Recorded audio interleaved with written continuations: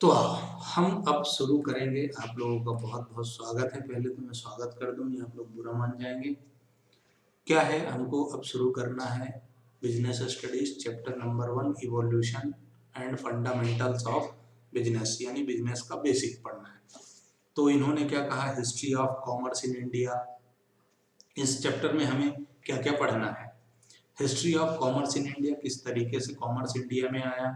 इंडे genus banking system कैसे आया, intermediaries कैसे आए, ट्रांसपोर्टेशन कैसे हुआ, ट्रेडिंग कम्युनिटी क्या है, कम्युनिटीज, पोजीशन ऑफ इंडियन सब कॉन्टिनेंट इन वर्ल्ड इकोनॉमी, है ना, introduction of human activities, types of human activities, concept of business, profession, employment, उसके बाद डिफरेंस इनके बीच में, objectives of business, classification of business activity, फिर इंडस्ट्री और commerce, branches of commerce, business risk. ये चीजें हमको 18 पॉइंट इस चैप्टर में पढ़ना है।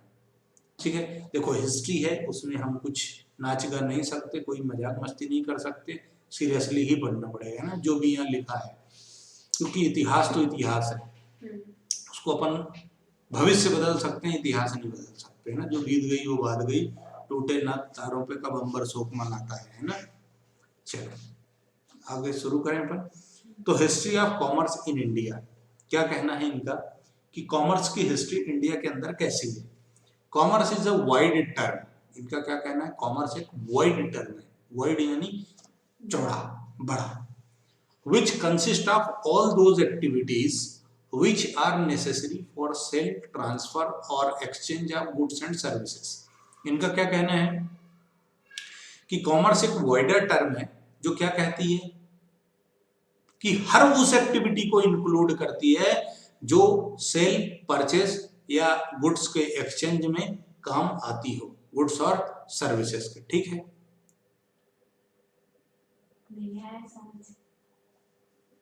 हाँ तो कोई समस्या थोड़ी उसमें।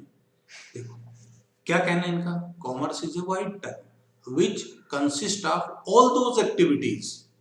कॉमर्स एक वाइडर टर्म है और वो हर एक्टिविटी को इंक्लूड करता है। कौन सी activity, which are necessary for, जो जरूरी है किसके लिए, सेल, ट्रांसफर, सेल मतलब बेचना, ट्रांसफर मतलब जैसे आप गाड़ी खरीदते हो, उसका रजिस्ट्रेशन आपके नाम पे होगा, आपने उसको बेच दिया, उसका मालिकाना हक यानी रजिस्ट्रेशन अब दूसरे के नाम पे हो जाएगा, ट्रांसफर। आपके पास कोई जमीन है, प्रॉपर्टी, जिसकी रजिस्ट्री आपके नाम पे, जब आप उसको बेचोगे तो दूसरे के नाम पे ट्रांसफर होगा, है ना। तो ट्रांसफर और एक्सचेंज, एक्सचेंज यानी अदला बदली, मोबाइल एक्सचेंज ऑफर आते हैं ना दिवाली दशहरे पे, हाँ उसी से समझ में आता है। तो एक्सचेंज यानी अदला बदली ऑफ गुड्स एंड सर्विसेज। ठीक है, तो ये क्या है, कॉमर्स है। कॉमर्स में क्या क्या इंक्लूड होता है, सेल, परचेस, सिंपल, एक्सचेंज, है ना। It provides the necessary link between producers and consumers to ensure proper distribution of goods. Commerce क्या करता है, प्रोड्यूसर और कंज्यूमर के बीच में लिंक बिठाता है, यानी सेटिंग कराने का काम किसका, दो लोग हैं, एक है प्रोड्यूसर और दूसरा है कंज्यूमर।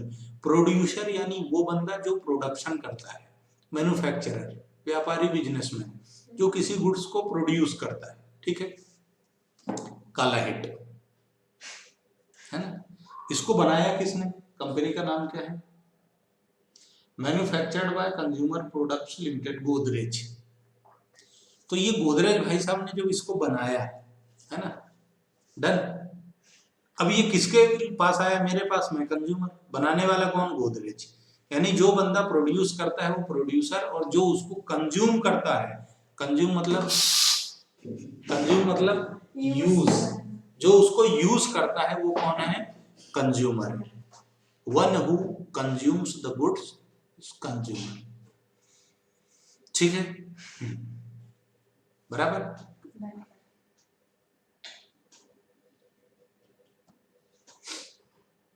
अच्छी खुशबू है ना काला हिट की,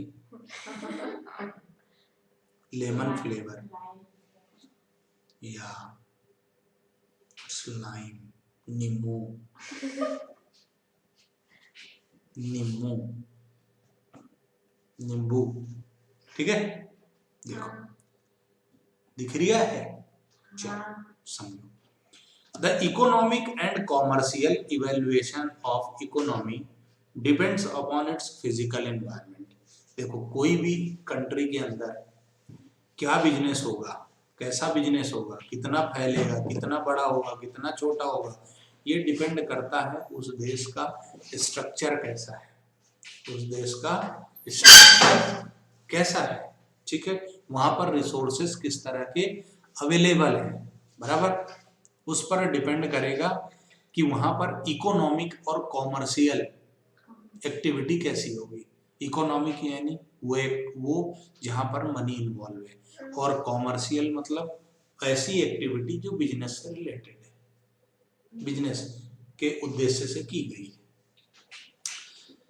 In case of India, Himalayas are in the north, which is bordered by water in the south.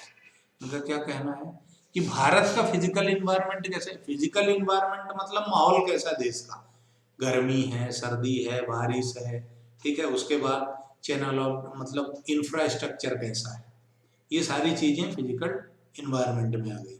तो भारत देश के केस में क्या है बेटा कि नॉर्थ में, नॉर्थ मतलब उत्तर, उत्तर दक्षिण पूर्व पश्चिम 4 डायरेक्शंस है ना। न्यूज तुम सुनते हो ना, न्यूज वो क्या है, न्यूज कहाँ से बना है, वो डायरेक्शन से ही बना हुआ है। एन नॉर्थ, ई ईस्ट, डब्ल्यू वेस्ट और एस मतलब साउथ। तुम लोगों को ये मालूम नहीं होगा, पता है न्यूज का ये यहाँ से बना है न्यूज, है ना। तो भारत का नॉर्थ में क्या है, हिमालय पर्वत है, पहाड़ बहुत बड़ा, लेकिन वो घिरा हुआ किससे है, साउथ में पूरा पानी से। साउथ इंडिया पूरा पानी है, नॉर्थ इंडिया पहाड़ है ना। तो silk route, it was an ancient network of trade routes for connected the east and west. यानी ये कोई एंशियंट बहुत पहले, देखो हम हिस्ट्री पढ़ रहे हैं, इतिहास पढ़ रहे हैं, यानी हम पुरानी बातें करेंगे। कोई बोले कि हिस्ट्री पढ़ेंगे मतलब वो कैसी बात करेगा, बहकी बहकी बात करेगा जो हमको उटपटांग लगेगी, अरे यार ये क्या मतलब, ऐसा ऐसा मन होएगा, है ना। क्यों, क्योंकि वो पुरानी बातें करेगा। तो सिल्क रूट का मतलब क्या है, सिल्क क्या है, पहले सिल्क मेरे को लगता है कपड़े उपड़े से संबंधित होता है ना, बराबर है। तो भारत देश के अंदर सबसे पहले ईस्ट वेस्ट जो रूट था ट्रेड का, मतलब ईस्ट और वेस्ट जो कनेक्टेड थे वो किसकी वजह से कनेक्टेड थे, सिल्क की वजह से, कपड़े की वजह से। A network of roads leading to silk route helped India in establishing commercial and political contracts with neighboring foreign countries। हमारे यहाँ सिल्क बहुत ज्यादा प्रोड्यूस होता था, तो हम क्या करते थे, टिका देते थे दूसरों को, भाई हम इतना यूज नहीं कर सकते ना, तो आप भी ले लो यार, आप भी मजा चखो, लेकिन उसके बदले हमको आप पैसा दो तो हम दूसरे चीजों का मजा ले पाएंगे। ये तो कपड़ा ही कपड़ा थोड़ी पहनना है, खाना भी तो खाना है ना। तो एक तो क्या था सिल्क रूट, जिसने आपके पड़ोसी देशों से आपके व्यापारिक संबंध बनाए और आपका आना जाना उठना बैठना आपके पड़ोसियों के साथ शुरू हुआ, ठीक है।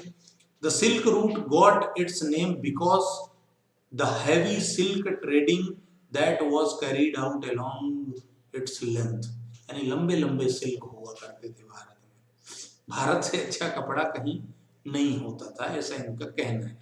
होता था, नहीं होता था, सबसे अच्छी क्वालिटी इंडिया के अंदर थी, भारत में थी, हाँ है नहीं अब बाहर से आती है ना। अब क्या है वो आगे अपन और भी पढ़ेंगे बेटा। देखो अभी तुम क्या है कि इंडियन इकोनॉमिक डेवलपमेंट पढ़ोगे इकोनॉमिक्स के अंदर, है ना। वो भी थ्योरी मतलब चाटू सब्जेक्ट है, वो दिमाग चाट ले ऐसा सब्जेक्ट है ना। तो नेक्स्ट क्या है, स्पाइस रूट, मसाले, है ना। Maritime routes linked the east and west by sea. यानी जो समुद्री रास्ता है उस रास्ते से मसालों का आवागमन होता था, एक्सपोर्ट इंपोर्ट हुआ करता था, तो उसको स्पाइस रूट बोला गया, ठीक है। Trade of spices are known as spice route. इनका ये कहना है कि बिजनेस कैसे चला कॉमर्स का भारत के अंदर। देखो, कॉमर्स का मतलब होता है कोई भी ऐसी काम करना जो क्या हो, जो क्या हो, जो क्या हो, इकोनॉमिक एक्टिविटी में इन्वॉल्व है। यानी आपने किसी को कुछ दिया या लिया तो क्यों दिया, लिया ताकि आपको थोड़ा बहुत पैसा मिल सके, आप व्यापार कर सको। तो व्यापार की शुरुआत भारत में कैसे हुई? दो तरीके से, एक सिल्क रूट और दूसरा स्पाइस रूट, एक कपड़ा और दूसरा मसाला। ठीक है, ड्यू टू फ्लो ऑफ, अच्छा सिल्क किधर था? नॉर्थ और वेस्ट को कनेक्ट किया है, ईस्ट और नहीं, सिल्क वेस्ट और ईस्ट में, वेस्ट, ईस्ट और वेस्ट को कनेक्ट किया। और इन्होंने किसको किया? स्पाइस ने, इन्होंने भी वही किया है, इन्होंने भी वही किया, ईस्ट और west, India is the west, है ना। तो ये उत्तर दक्षिण भारत पश्चिम को कैसे कनेक्ट किया इन्होंने? मसाले और कपड़े से। यहां से लोगों ने व्यापार शुरू करा, यानी खरीदने बेचने का काम इन दो चीजों से शुरू हुआ। और ये एक्टिविटीज ऐसी थी जब लोगों को ये समझ में नहीं आ रहा, हम कुछ खरीद बेच भी सकते हैं और पैसा कमा सकते हैं खरीद बेच के, बराबर है, बहुत बढ़िया।